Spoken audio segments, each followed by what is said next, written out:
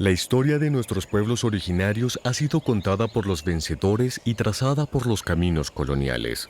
Pero bajo las crónicas españolas yace otra verdad, enterrada en el silencio, la de los Panches. Un pueblo ancestral y orgulloso tan arraigado a la tierra como las raíces de un árbol milenario. Su voz se apagó hace cientos de años, pero no se perdió. Hoy desde la memoria y la fuerza de su legado, el eco de los Panches vuelve a resonar.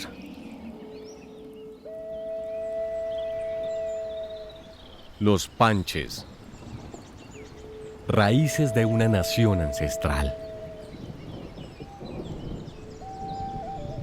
En los valles y montañas del occidente de Cundinamarca, el norte del Tolima y el río Magdalena, floreció la cultura panche. Un territorio lleno de riquezas naturales y antiguos secretos, moldeados por el tiempo y el silencio. Pero, ¿qué sabemos realmente de los panches? No tenemos ningún referente, ni desde las fuentes escritas, ni desde ningún otro lado, que diga que estas personas se autodenominaban panches. Resulta que esa expresión se la asignan los españoles en el siglo XVI. Cuando los españoles llegan y necesitan describir a esta otra edad, los describen como los panches. Esa gente que vive ahí en ese territorio y hace esto son los panches, pero es un nombre asignado por ellos. Los panches no se llamaban seguramente así, fue una forma como se autodenominaron o los denominaron los españoles, los primeros colonizadores que llegaron al territorio. Nos quedan algunos vestigios en la región, en toda esta región de Cundinamarca hasta el río Magdalena, que son las toponimias. Topos es tierra y nimia las denominaciones. Es decir, tenemos pueblitos en Cundinamarca, en Colombia, que tienen estas toponimias del vocablo panche, que son las aima. Hay muchos municipios que tienen nombres panches, pero nosotros no lo sabemos. Por ejemplo, las terminaciones Aima, Coima, son pueblos que fueron panches y llegaron a la como conclusión o al convenio de que esos pueblos que ya se encontraban establecidos iban a dejar los nombres de los caciques. Entonces, como por ejemplo Sasaima, los españoles a la llegada de acá encontraron al cacique Cacaima y dejaron como nombre el nombre de Cacaima, pero la voz fue cambiada a Sasaima. Lo más antiguo que tenemos acá en Cundinamarca viene de estas personas que se llaman los panches o que consideramos los panches y que hoy los arqueólogos los llaman tolimas o la cultura tolima. La palabra tolima es una palabra panche. Tolima es toli, que es nieve, ima, aima, espíritu de la nieve.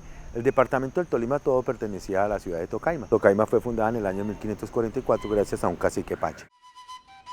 La vida de los panches reflejaba una estrecha conexión con su entorno natural. Esta era una sociedad segmentada que se adaptaba a las necesidades y recursos de cada lugar.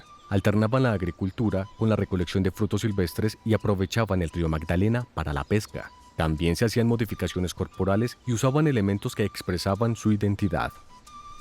Los panches eran un grupo de personas que era una sociedad agroalfarera, es decir, unas personas que tenían cultivos, personas que utilizaban tecnologías como la fabricación de elementos de cerámica, es lo que nosotros llamamos en antropología sociedades agroalfareras. Y también tenían una relación con el medio ambiente y con el uso de los recursos que les ofrecía pues el paisaje y el territorio de nuestro occidente Cundinamarca y norte del Tolima. ¿Qué tenemos en este territorio? Tenemos diferentes pisos térmicos, tenemos climas fríos, templados y cálidos, tenemos unos recursos estacionales, tenemos frutas, tenemos verduras, tenemos animales de caza, animales de pesca, y los panches también vivían en este espacio y por ende se apropiaban de todos estos recursos.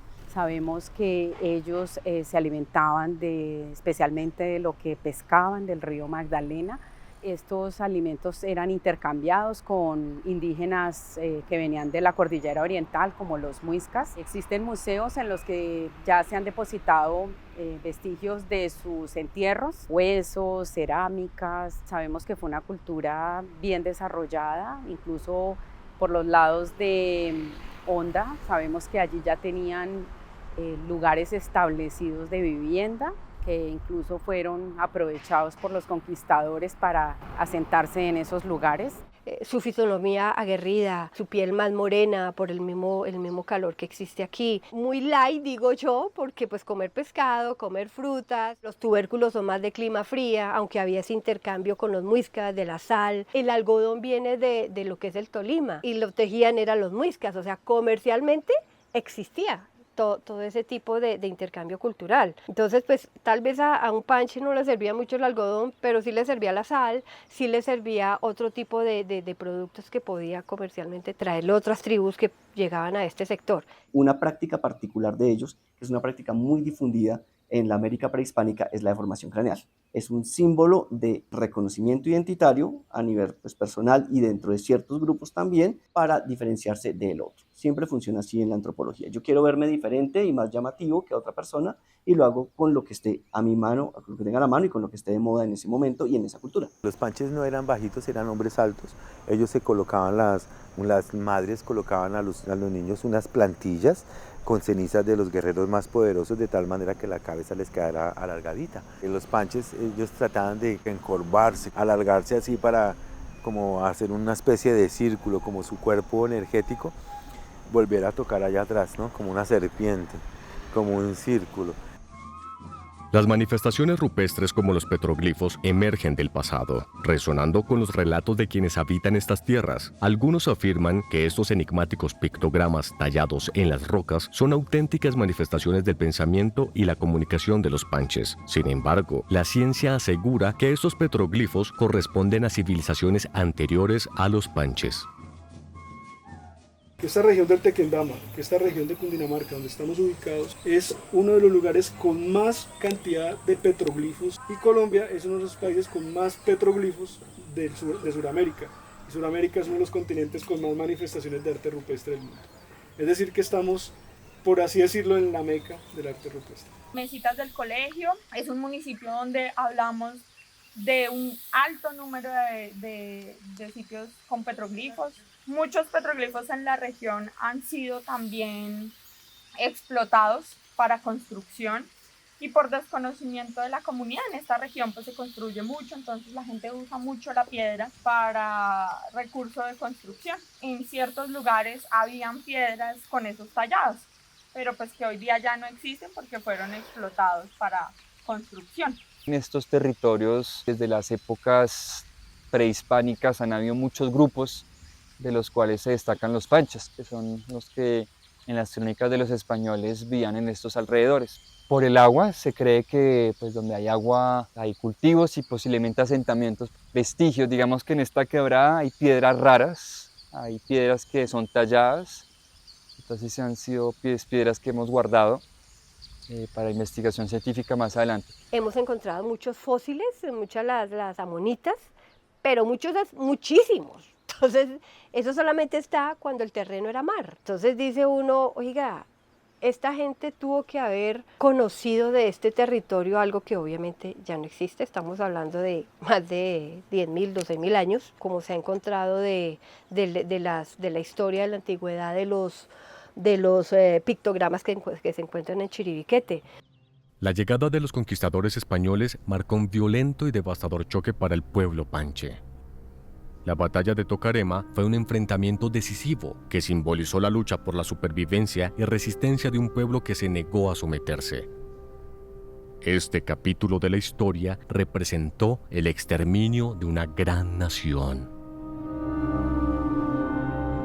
Un enfrentamiento entre una alianza entre españoles con muiscas contra los indígenas panches. De esto tenemos muchas notificaciones, tenemos mucha bibliografía en las crónicas de Indias. En estas crónicas se habla de un estimado de muertos de 9.000 a 11.000 en unos cuantos días. Fue una confrontación sin precedentes en la historia de Colombia. Si lo comparamos con batallas como la batalla de Boyacá, la batalla del Encano, otras batallas en Colombia, esta batalla que sucedió acá el 20 de agosto de 1534 fue de mayores envergaduras. Tenemos una justificación heroica en la cual hay unos intereses económicos que llevan a que la persona que está haciendo esta conquista aparezca como el gran héroe de una actividad, primero para dar ejemplo a otras personas. Tengamos en cuenta que estamos hablando de gente básicamente militar, hombres blancos, con armas, con una superioridad militar y que están detrás de un beneficio económico. Si yo le digo al rey que he conquistado tantas tierras, me van a dar un porcentaje de ellas y entre más conquiste, mayor será el porcentaje. Entonces, por ejemplo, temas como el del conflicto, las batallas y las guerras son muy difíciles de leer en documentos del siglo XVI porque tú lees que un grupo de 5 españoles con 2 cuchillos vencieron a 150.000 indígenas con un montón de armas que te describen las crónicas y tú dices, bueno, esto es muy cuestionable. Resulta que cuando llegaron los españoles a este territorio, ellos traían una serie de indígenas mercenarios que traían del Amazonas o de otras regiones, los yaconas, etc. Y traían también, aparte pues de la pólvora, los cañones, los caballos, traían unos perros de guerra, que eran unos dogos españoles, que desde cachorros los enseñaban a atacar las partes blandas del cuerpo, a alimentarse pues, de carne humana y a ser bastante hostiles, pues, bastante, dijéramos, peligrosos, por así decirlo. Estos perros tenían cargos entre el ejército español, eran alférez, y tenían una serie de armaduras, de collares con púas, como chalecos protectores. Estos exterminios, lo primero que se pierde es toda la parte ideológica, porque cuando hay un exterminio biológico, es decir, de las personas como tal ya no existen, no hay quien me cuente cómo eran las historias que le contaba su abuelito, porque ya no hay abuelito, ¿sí? Entonces esta cosa es lo primero que se pierde el idioma, se pierde la ideología y se pierden esas prácticas que te digo como la mitología, eso se pierde muy rápido. Hoy en día no tenemos referente de que esas prácticas hayan perdurado más allá de 1620, 1650. Y en 1650 no tenemos ni un antropólogo, ni un etnógrafo, ni una persona interesada en el tema que esté dedicada, vamos a consignar cómo era de pronto la mitología de los panches, de sus creencias. Entonces, básicamente no tenemos referentes sobre eso. Los panches practicaban algo que se llama ornitomancia, que es interpretar el canto de las aves. Un libro que se llama Los inconquistables panches del Magdalena, y allí decían que un día un cacique escuchó cantar un ave y se puso a llorar, porque esa ave le estaba diciendo todo lo que iba a llegar en el presente, en ese momento, para ellos, que fue la extinción de su raza. Hoy más que nunca, el legado de los panches se mantiene en las raíces de esta tierra. No son solo un vestigio del pasado, son una herencia viva que perdura en los nombres de los pueblos, en los trazos de su arte rupestre y en la memoria de quienes aún cuidan estos territorios. Estamos luchando para que seamos reconocidos como un pueblo nativo, ya que pues tenemos el cruce entre españoles y los nativos, que pues son mal llamados indígenas, pero pues predomina más la sangre nativa, predomina más la sangre panche, y queremos volver a vivir en comunidad, volver a tener esos conocimientos que ellos tenían, que hoy en día se han perdido. Tiene que empezar uno por los colegios, por los muchachos, llevarlos, mostrarles, educarles, mostrarles nosotros, enseñarles nuestros conocimientos que tenemos de los panches, que en este momento te estamos hablando, enseñarles lo poquito que para que ellos valoren, le den un valor grande a eso, que sepan ellos que ellos también son panches. Venimos de cruces, porque todos estos indígenas se cruzaron con españoles, con mestizos, todo esto con africanos, pero nuestra cultura es panche. Hay que aunar esfuerzos, ¿cierto?, de las instituciones y de nosotros como vigías, llegando a los colegios, enseñándole el valor de esos petroglifos que acabamos de ver, ¿cierto?, y del patrimonio. Nuestro municipio está siendo acabado casi por completo en la parte histórica. Debemos recuperarlo. Si nosotros estudiamos nuestras raíces, vamos a encontrar una identidad que no tenemos actualmente, porque pues somos hijos de un gran mestizaje, pero igual estos indígenas estaban antes de la conquista de los españoles. Entonces es una intención para nosotros muy importante saber que la historia de Colombia no nació en 1492, que nuestra historia viene muchísimo más atrás, y es una historia que tenemos dormida, que no la hemos investigado, que no la hemos analizado, y creo que allí vamos a encontrar muchas respuestas a nuestro comportamiento, por ejemplo, a nuestra sociedad. Creo que es algo muy importante, parte de nuestra identidad. Pero hay un renacer en Opanche. El problema del renacer en Opanche es que muchos grupos que quieren emerger lo están haciendo con un afán comercial, con un afán de turismo para explotar, la palabra es por decir, explotar los petroglifos, para explotar los caminos, para hacer rutas, pero no tienen trabajo. Mientras no tenga trabajo espiritual, tiene vacío de contenido. El que solamente busca el lucro con lo panche, está mal. Ese no es panche. ese es un negociante. Pero hay unos grupos, ¿no? Conozco uno, en Yasaima, que tienen el apoyo de un mamo de la sierra, el mamo Lorenzo. El mamo Lorenzo llegó al territorio hace un tiempo, con todo el permiso de la Sierra Nevada, de los mayores, y ha venido asesorando a muiscas y a panches. Y el cabildo panche que se está formando en Sasaima es un cabildo muy serio. A ese sí le creo. La memoria de los panches perdura en los caminos que recorrieron, en las topominias que aún nos hablan de sus caciques y en la sabiduría de quienes interpretaron el lenguaje de las aves y comprendieron a la naturaleza como un todo. Honrar su historia es reconocer las raíces y mantener viva la conexión con estos territorios ancestrales. Y si usted es colombiano o viene del extranjero y no sabe de los panches, entonces pues yo lo entero. Y si viene hasta Napoima, entonces acá lo espero, pa' contarle esta historia de los indígenas de mi pueblo, que fueron unos berracos y lucharon con esmero. Por toda Cundinamarca y por el río Magdalena, pescaban y cultivaban lo mejor que da esta tierra. Vivían en sus bohíos, eran muy independientes y en sus cuellos se colgaban collares con muchos dientes. Panches, panches, panches, panches. Eran hombres muy guerreros, de cráneo bien alargado, peleaban contra los muiscas, los indígenas de al lado, y luego contra otros hombres que venían de otro lado. Eran esos españoles que los dejaron pelados.